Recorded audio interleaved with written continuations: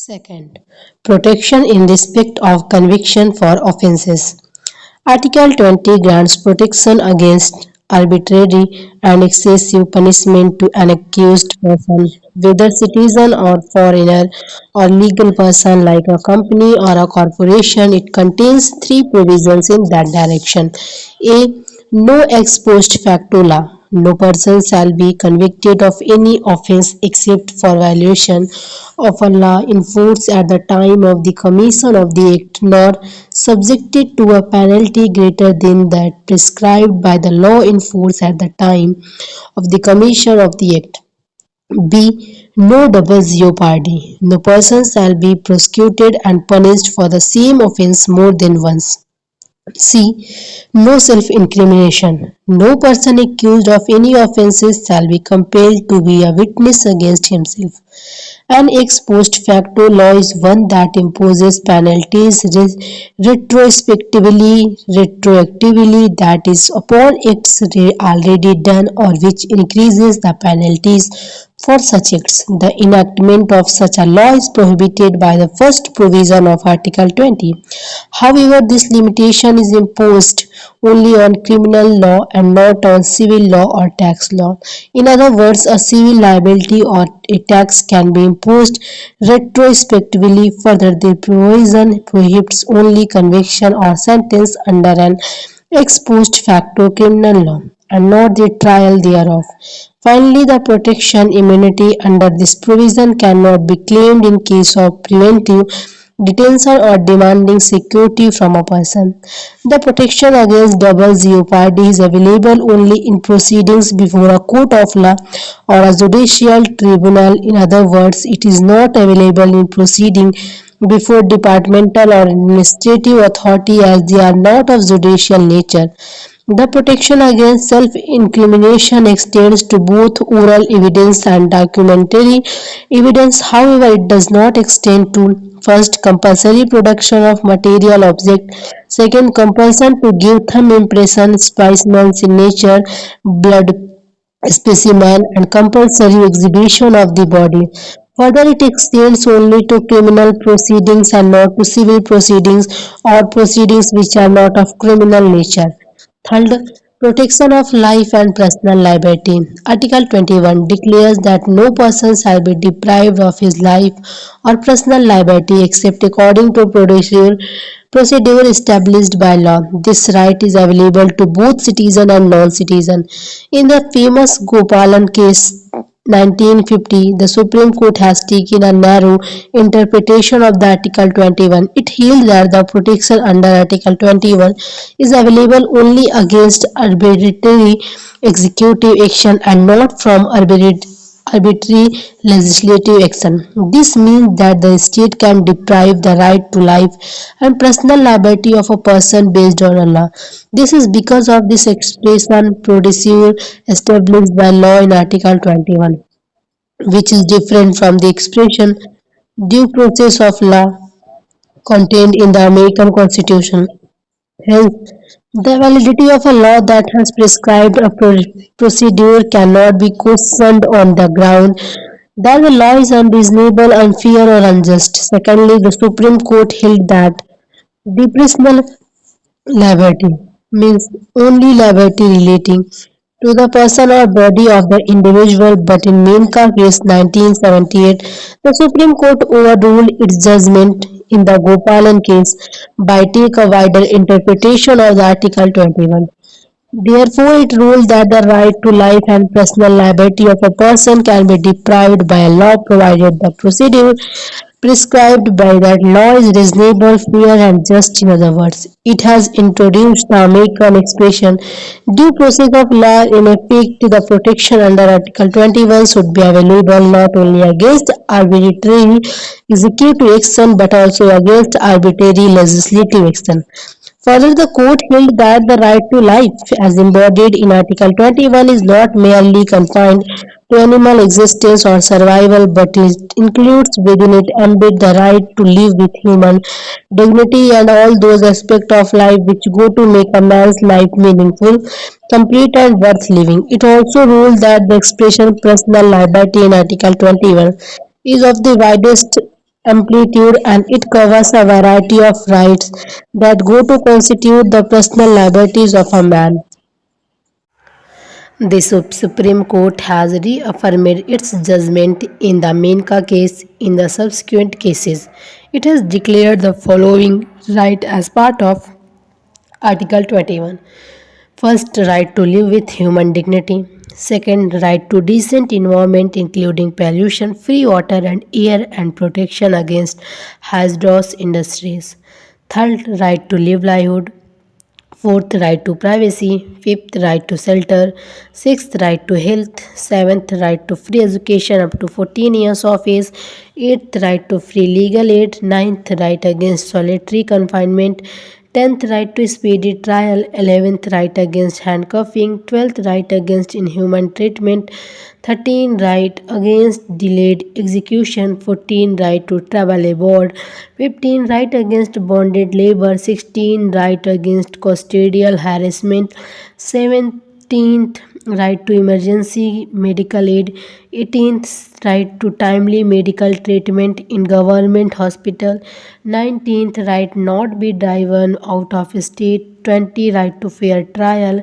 21, right of prisoner to have necessity of life. 22nd, right of women to be treated with decency and dignity. 23rd, right against public hanging. 24th, right to road in hilly areas. 25th, right to information. 26th, right to reputation. 27th, right of appeal from a judgment of conviction. 28th, right to family pension. 29th, right to social and economic justice and empowerment. 30, right against barfetters. 31st, right to appropriate life insurance policy.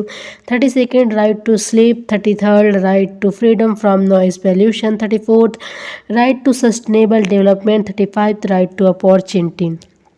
Fourth, right to education. Article 21st declares that the state shall provide free and compulsory education to all children of the age of 6 to 14 years in such a manner as the state may determine. Thus, this provision makes only elementary education a fundamental right and not higher or professional education. This provision was added by the 86th Constitutional Amendment Act of 2002. This amendment is a major milestone in the country aimed to achieve education for all. The government described this step as the dawn of the second revolution in the chapter of citizen rights. Even before this amendment, the Constitution contained a provision for free and compulsory education for children under Article 45 in Part 4th. However, being a directive principle, it was not enforceable by the courts. Now there is scope for judicial intervention in this regard. This amendment changed the subject matter of Article 45 in Directive Principles. It now reads the state shall endeavour to provide early childhood care and education for all children until they complete the age of 6 years. It also added a new fundamental duty under the Article 51st that reads it shall be the duty of every citizen of India to provide opportunities for education is to his child or ward between the age of 6 and 14 years. In 1993 itself, the Supreme Court recognized a fundamental right to primary education, the right to life under Article 21st. It held that every child or citizen of this country has a right to free education until he completes the age of 14 years. Thereafter, his right to education is subject to the limits of economic capacity and development of the state. In this judgment, the court overruled its earlier judgment 1992, which declared that there was a fundamental right to education up to any level, including professional education like medicine and engineering. In pursuance of Article 21st the Parliament enacted the Right of Children to Free and Compulsory Education (RT) Act 2009. This act seeks to provide that every child has a right to be provided full-time elementary education of satisfactory and equitable quality in a formal school which satisfies certain essential norms and standards. This legislation is anchored in the belief that the values of equality, social justice, and democracy and the creation of a just and human society can be achieved only through provision of inclusive elementary education to all. Fifth, Protection against arrest and detention. Article 22 grants protection to persons who are arrested or detained. Detention is of two types, namely punitive and preventive. Punitive detention is to punish a person for an offense committed by him after trial and conviction in court. Preventive detention, on the other hand, means detention of a person without trial and conviction by a court. Its purpose is not to punish a person for a past offense but to prevent him from committing an offense in the near future. Thus, preventive detention is only a precautionary measure and based on suspicion. The Article 22 has two parts. The first part deals with the cases of ordinary law and the second part deals with the cases of preventive detention law. A. The first part of Article 22 confers the following right on a person who is arrested or detained under an ordinary law. First, right to be informed of the ground of arrest. Second, right to consult and be defended by a legal practitioner. Third, right to be produced before a magistrate within 24 hours, excluding the journey time. Fourth, right to be released after 24 hours unless the magistrate authorizes further detention. These safeguards are not available to our enemy alien or a person arrested or detained under a preventive detention law. The Supreme Court also ruled that the arrest and detention in the first part of Article 22 do not cover arrest under the order of a court, civil arrest, arrest on failure to pay the income tax, and deportations of an alien. They apply only to an act of a criminal or quasi-criminal nature or some activity prejudicial to public interest. B. The second part of Article 22 grants protection to persons who are arrested or detained under a preventive detention law.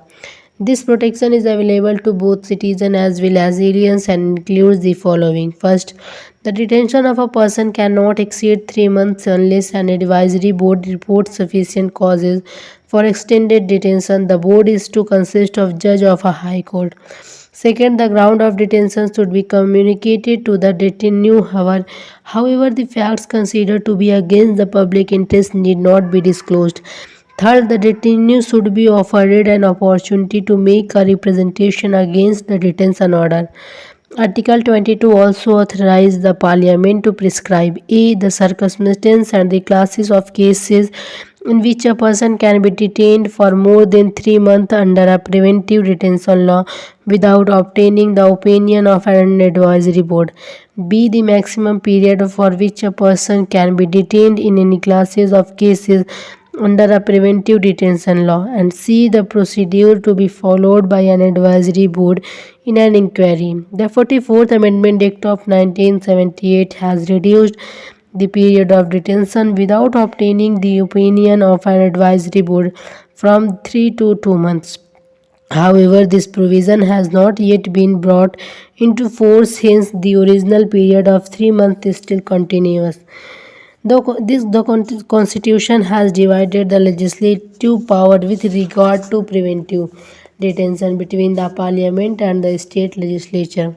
The Parliament has exclusive authority to make a law of preventive detention for reasons connected with defense, foreign affairs, and the security of India. Both the Parliament as well as the state legislature can concurrently make a law of preventive detention for reasons connected with the security of a state, the maintenance of public order, and the maintenance of supplies and services essential to the community. The preventive detention law made by the Parliament are A. Preventive Detention Act 1950 expired in 1969. B. Maintenance of Internal Security Act MISA 1971 repealed in 1978. C. Conservation of Foreign Exchange and Prevention of Smuggling Activities Act 1974. D. National Security Act NASA 1980. E. Prevention of Black Marketing and Maintenance of Supplies of Essential Commodities Act 1980. F. Terrorist and Disparity Activities Prevention Act TADA 1985 repealed in 1995. G. Prevention of Illicit Traffic in Narcotic Drugs and Psychotropic Substance Act 1988. H. Prevention of Terrorism Act POTA 2002 repealed in 2004. I. Unlawful Activities Prevention Act UPA UAPA 1967 as amended in 2004, 2008, 2012, 2019. It is unfortunate to know that no democratic country in the world has made preventive detention as an integral part of the constitution as has been done in India. It is unknown in USA it was resorted to it Britain only during First and Second World War time. In India, preventive detention existing even during the British rule. For example, the Bengal Star Prisoner Regulation of 1818 and the Defence of India Act of 1939 provided for preventive detention. Right against exploitation. Right against exploitation may first stating prohibition of traffic in human being and forced labor. Article 23 prohibits traffic in human beings, bigger, forced labor, and other similar forms of forced labor. Any contraventions of this provision shall be an offence punishable in accordance with law. This right is available to both citizens and non citizens. It protects the individual not only against the state but also against private persons. The expression traffic in human beings include selling and buying of man, women and children like goods. B. Immoral traffic in women and children including prostitution. C. Devdasis and D. Slavery.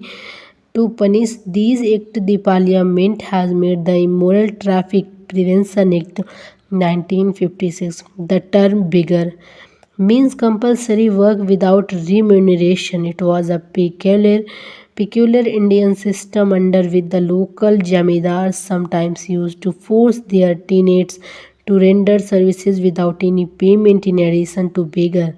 The Article 23 prohibits other similar forms of forced labor like bonded labor. The term forced labor means compelling a person to work against his will.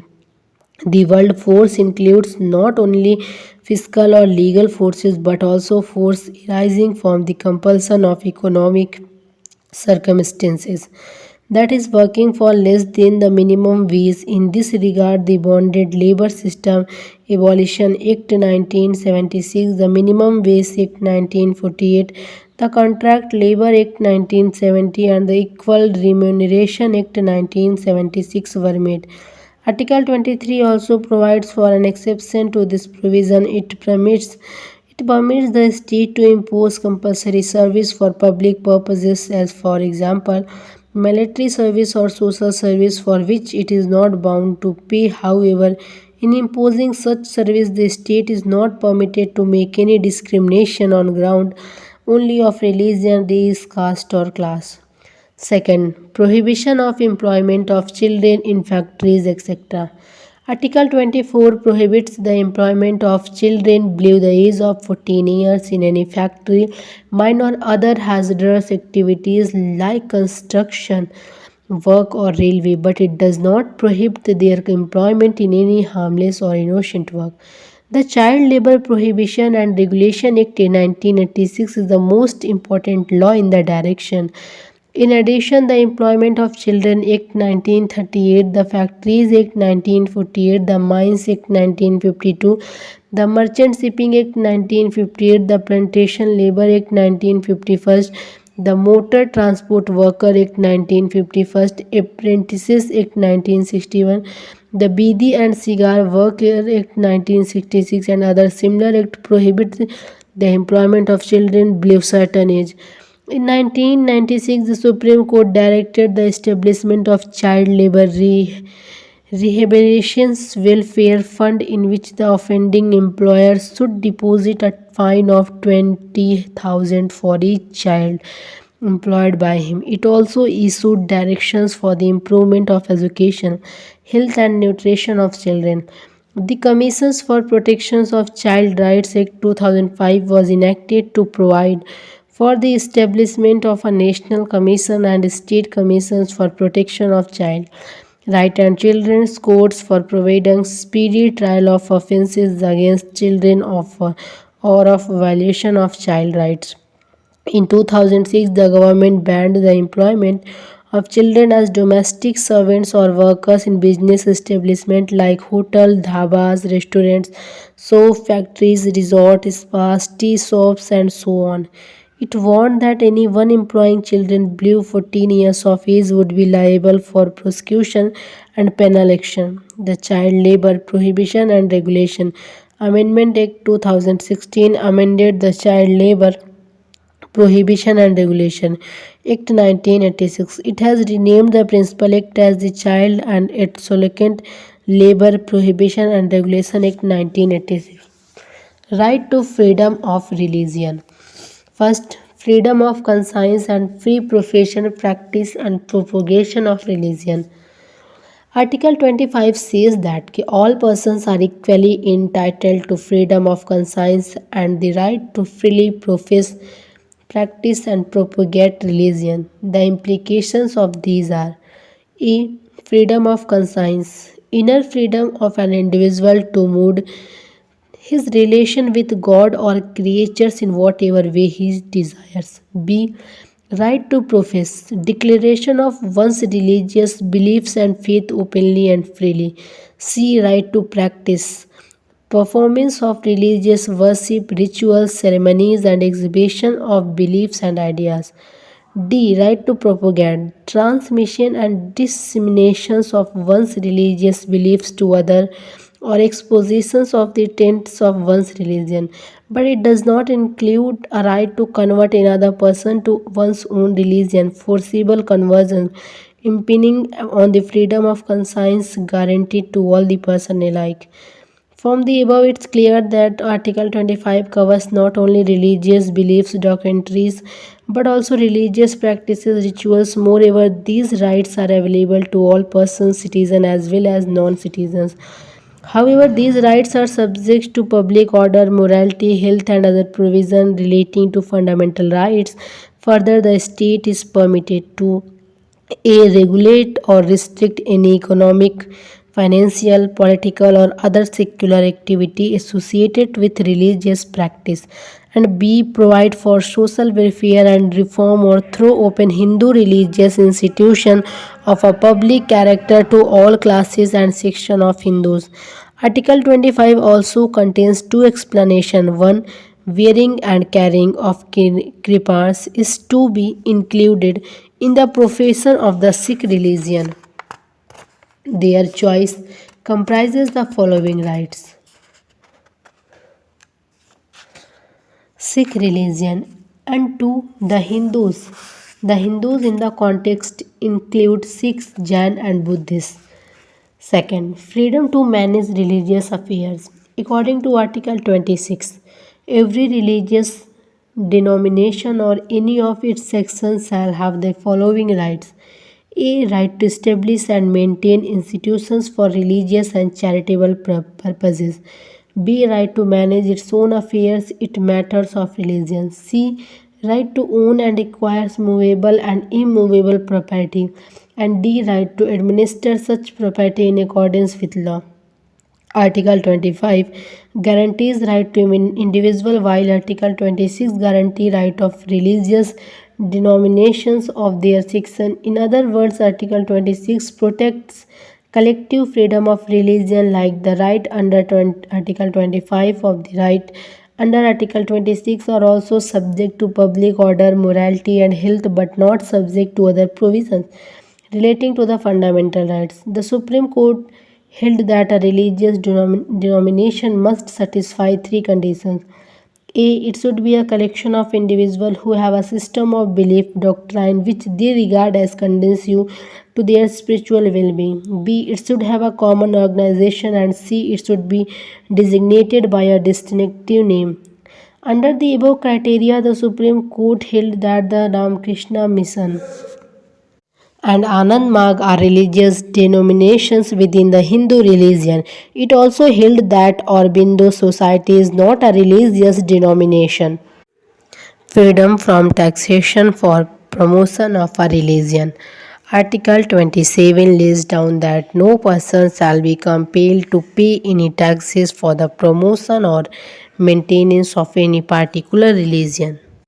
or religious denomination. In other words, the state should not spend the public money collected by way of tax for the promotion or maintenance of any particular religion. This provision prohibits the state from favoring, patronizing, and supporting one religion over the other. This means that the taxes can be used for the promotion or maintenance of the all religions. This provision prohibits only levy of a tax and not a fee. This is because the purpose of is a fee to control secular administration of religious institutions and not to promote or maintain religion. Thus, a fee can be levied on pilgrims to provide them some special service or safety measures.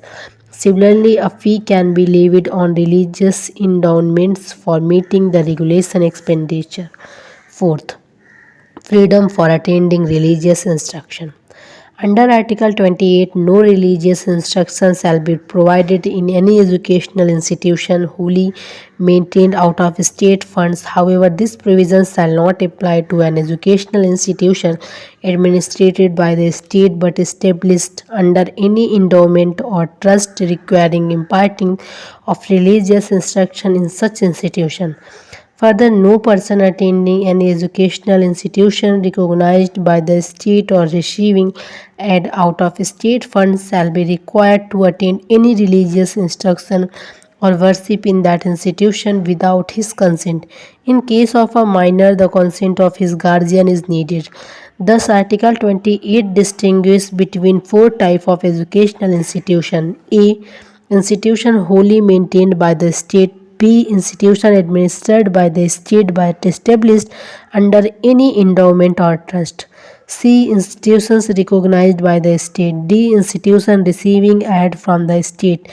In A, religious instruction is completely prohibited, while in B, religious instruction is permitted. In C and D, religious instruction is permitted on a voluntary basis.